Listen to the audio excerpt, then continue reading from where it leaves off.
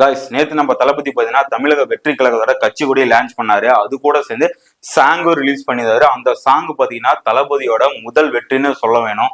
ஏன்னா அந்த அளவுக்கு பக்காவா ஒவ்வொரு வார்த்தைகளும் ஒவ்வொரு லைனும் அந்த அளவுக்கு அற்புதமா கொடுத்து வச்சிருந்தாங்க. ஸோ இதுவே நம்ம தமிழக வெற்றி கழகத்துக்கு கிடைச்ச முதல் வெற்றிலே சொல்லலாம். ஏன்னா அந்த அளவுக்கு சூப்பரா இருந்துச்சு. இந்த பாட்டுக்கு பாத்தீங்கன்னா மியூசிக் வந்து தமன் தாங்க பண்ணியிருந்தாரு. இதுக்கு லிரிக்கல் யார் எழுதுனான்னு பாத்தீங்கன்னா விவேக் தாங்க பண்ணியிருந்தாரு. ஸோ அந்த அளவுக்கு அற்புதமான ஒரு வரிகளை கொடுத்து நம்ம தமிழக வெற்றி கழகத்துக்கு முதல் வெற்றியை கொடுத்திருக்காங்க. ஸோ இதை பத்தி நான் பேச வர கிடையாது. இப்ப என்ன நியூஸ்னா, நேத்து பாத்தீங்கன்னா நம்ம தமிழக வெற்றி கழகத்தோட கட்சி கொடியில எக்கச்சக்கமான குளறுபடிகள் நடந்துச்சு. நான் வந்து இந்த கட்சி கொடி மேல கேஸ் போறேன்னு சொல்லி எக்கச்சக்கமான நெகட்டிவ் ஷேட்ஸ் நேத்துல இருந்து உருவாக்க ஆரம்பிச்சிட்டாங்க. இதெல்லாம் எதுக்காக? இதெல்லாம் தளபதி மேல இருக்கிற பயமா, இல்ல தளபதி வந்து அடுத்து வந்துருவாரு அப்படின்றதுக்காக நீங்க பண்றீங்களா என்னன்னு தெரியல. ஆனா கண்டிப்பா இதுல யாரோ சொல்லி கொடுத்துதான் பண்ணிட்டு இருக்காங்க. அது மட்டும் 100% கன்ஃபார்ம். நேத்து இது என்ன நடந்துச்சுன்னு பாத்தீங்கன்னா, நேத்து நம்ம தமிழக வெற்றி கழகத்தோட கட்சி கொடியில் இருக்கிற யானை யார் கேட்காது நீங்க போடுங்கன்னு சொல்லி ஒரு கட்சியிலிருந்து இந்த நாங்க தமிழக வெற்றி கழகத்தின் மீது நாங்க கேஸ் போட போறோம், அதாவது அரசியலமைப்பு சட்டத்துல போய் நாங்க கேஸ போறோம் அப்படின்னு சொல்லி ஒரு நியூஸை வைரல் பண்ணாங்க. ஸோ அதுக்கப்புறம் பாத்தீங்கன்னா தளபதியோட கட்சி கொடியில இருக்கிற அந்த வாகைப்பூ பாத்தீங்கன்னா அது வாகைப்பூவே கிடையாது.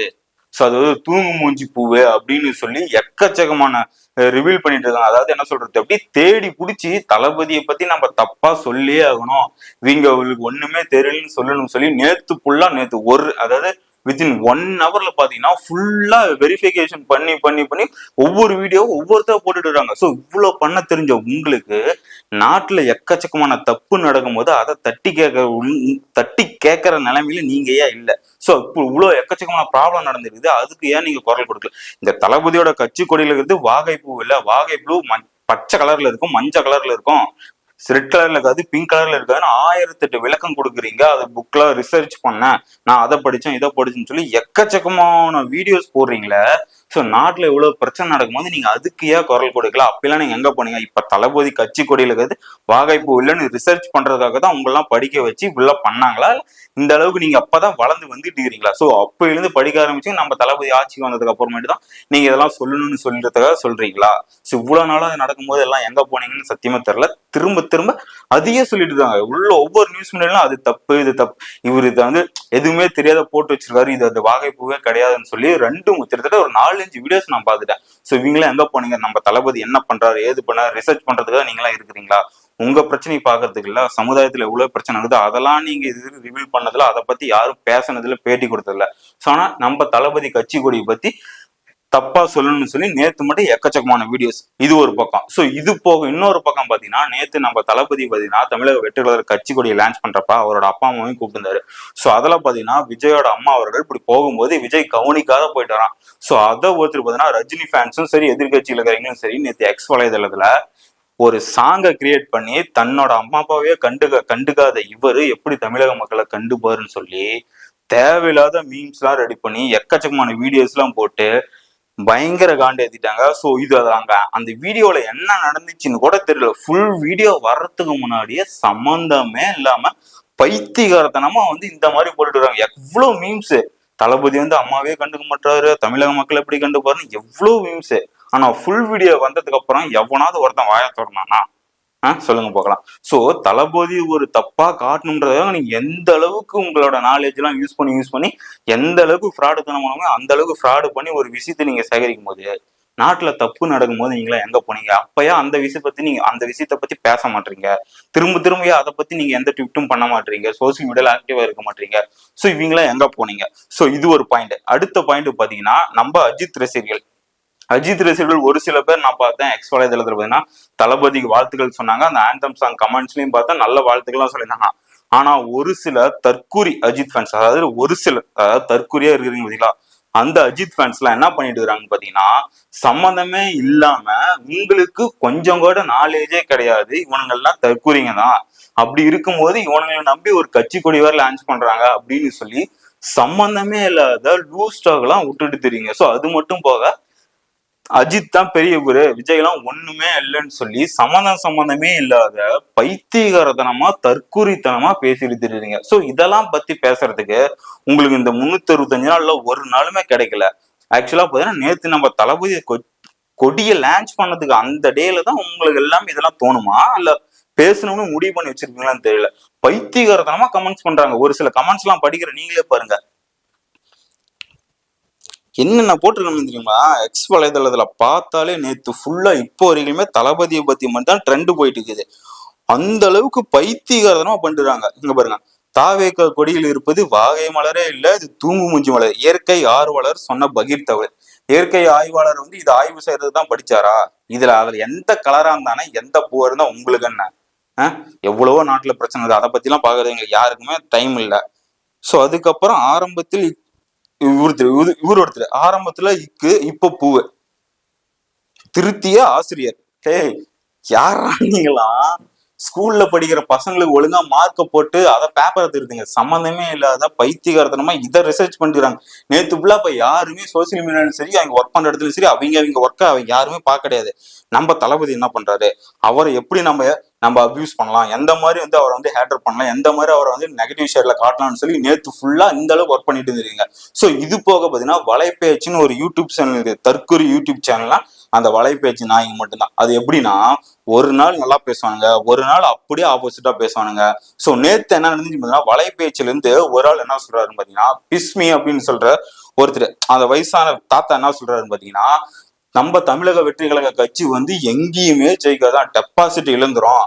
அவரோட ரசிகர்கள் பாத்தீங்கன்னா ஒரு படத்தை 10 நாள் கூட ஓட வைக்க மாட்டாங்க. அப்படி இருக்கும்போது இந்த தமிழக வெற்றி கழக கட்சி எப்படி செவிக்கும்? சோ இவங்களை நம்பி இவர் எப்படி வந்து அரசியல இறங்கினாரு, டெபாசிட்டோட வாங்க மாட்டாரு அப்படின்னு சொல்லி அடிச்சு சொல்றாரு. இவர் என்ன அரசியல் சக்கரவர்த்தியா, சாணக்கியனா? இவர் அடிச்சு சொன்னா இவர் ஜோசிக்காரரா? இவரே தான் இந்த வலைப்பேச்சுல இருக்கிற பிஸ்மி அந்தாங்க, இவங்க 2 பேருமே தான் தளபதியை பத்தி புகழ்ந்து பேசுறாங்க. ஒரு நாள் புகழ்ந்து பேசுறானுங்க, ஒரு நாள் தாழ்ந்து பேசுறானுங்க, ஒரு நாள் தாழ்த்தியும் பேசுறானுங்க. சோ இவனுக்கு எல்லாம் யாரு? சம்பந்தமே இல்லாத நேத்து மட்டுமே டிஃப்ரெண்டா வீடியோஸ். சோ இந்த மாதிரி பிஸ்பின்றது இந்த மாதிரி போறாரு, டெபாசிட் இழந்துருவாரு, அவர் வந்து யாரை நம்பி வந்து அரசியல்ல இறங்கினாரு, வாய்ப்பே கிடையாது. அவர் ரசிகர்லாம் ஒரு படத்தை 10 நாள் கூட பார்க்க மாட்டாங்க. அப்படி இருக்கும்போது தமிழக வெற்றி கழகம் எப்படி வின் பண்ணும், செவிக்கும்? சோ விஜய் எப்படி இதை நம்புறாரு? சோ அவர் வந்து விஜயோட லைஃபே கெரியரே க்ளோஸ்ன்னு சொல்லி நேத்து ஒரு யூடியூப் சேனல்ல பேட்டி கொடுக்குறாங்க. சோ இதெல்லாம் எதுக்காக? நேத்து ஒரே நாள்ல எவ்வளோ இது, அந்த தளபதின்ற ஒரு வார்த்தைக்காக எவ்வளவு பேர் ஒண்ணு சேர்ந்து நெகட்டிவ் சைட்ல காரணம்னு சொல்லி எந்த அளவுக்கு இறங்கி வேலை பார்த்துருக்காங்க. சோ இது ஒண்ணு. அடுத்து பாத்தீங்கன்னா அஜித் ரசிகர்கள் அதே வலைப்பேச்சுல அந்தகன்னு சொல்லி ஒரு தாத்தா இருக்காரு. அவர் என்ன சொல்றாருன்னா, அதாவது அஜித்துக்கு இருக்கிற ஃபேன் பேஸுக்கு அவர் இப்ப மட்டும் அவரோட ரசிகர் மன்றத்தை வந்து ஒண்ணு சேர்த்தினார்னா விஜய் எல்லாம் ஒண்ணுமே இல்லை அப்படின்னு சொல்றாரு. சோ இதே வாய் தான் அஜித்தை பத்தி கேவலமா அந்த வலைபேச்சு யூடியூப் சேனல்ல கேவலமா பேசியிருக்கோம். அவருக்கு ஃபேன் பேஸே கிடையாது, தளபதிக்கு இருக்கிற லெவலுக்கு அஜித்துக்கு லெவல் ஈக்குவல் கூட பண்ண முடியாது, அந்த அளவுக்கு இருக்காங்க.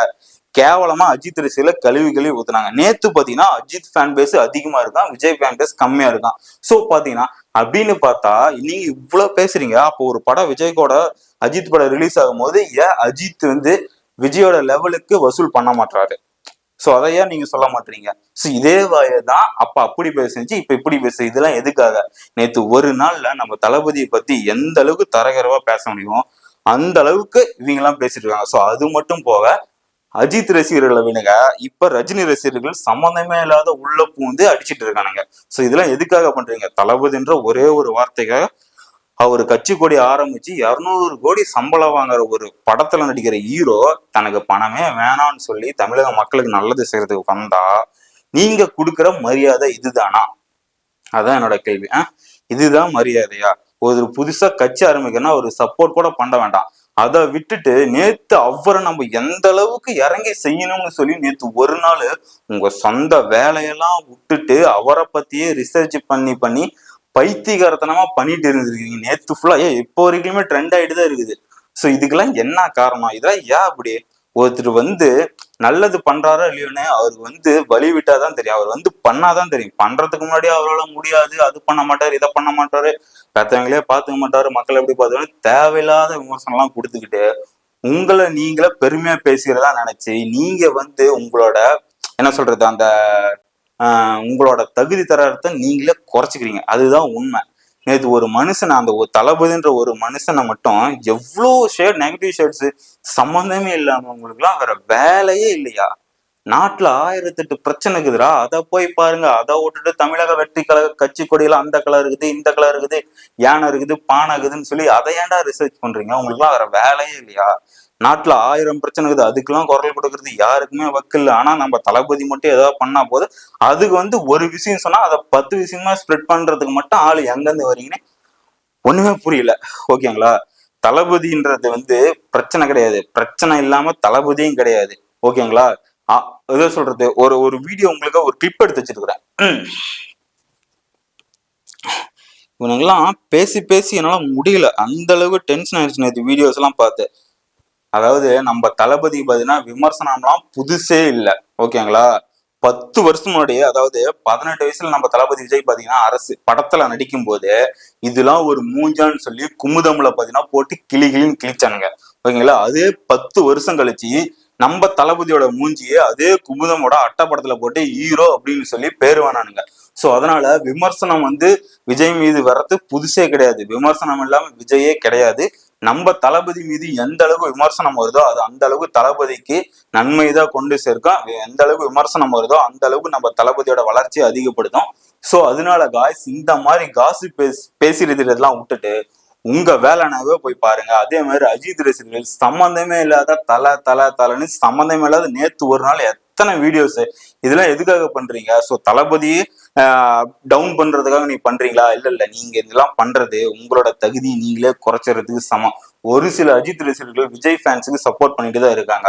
சோ அவங்கள மாதிரி நீங்களும் புரிஞ்சுட்டு சப்போர்ட் பண்ணா பண்ணுங்க. இல்லைன்னா தற்கொலையா தான் சுத்தோம்னா அந்த மென்டலான்ஸ் ஃபேன்ஸ்களோட சேர்ந்துட்டு போய் எப்படியோ பண்ணி தூக்கு போட்டு சாவுங்கடா. அதுக்காக தான் இந்த வீடியோ. ஓகேங்களா? இதை விட கேவலமா எவனும் பண்ண முடியாது. அந்த அளவு கேவலமா நீங்க ஃபுல்லா பண்ணிட்டீங்க. நாட்டுல பிரச்சனை, எக்கச்சக்கமான பிரச்சனை நடந்தது. அதுக்கு போய் உங்களால முடிஞ்சா குரல் கொடுங்க. சோ தளபதி பத்தி பேசுறதுக்காகவே நேற்று ஒரு நாள் ஃபுல்லா வேஸ்ட் பண்ண எல்லாருக்கும் உங்களுக்கு தண்டத்துக்கு உட்கார வச்சு சம்பளம் கொடுத்தானுங்களா அவங்கள சொல்லணும். ஓகே கைஸ், இதுக்காக தான் இந்த வீடியோ. நம்ம சேனலை மறக்காம ஃபாலோ பண்ணிக்கோங்க. சோ புதுசா வரவங்க யாரா இருந்தாலும் நம்ம சேனலுக்கு சப்போர்ட் பண்ணுங்க. இதே மாதிரி ஒரு நல்ல வீடியோ உங்களுக்கு சந்திக்கிறேன். பாய்.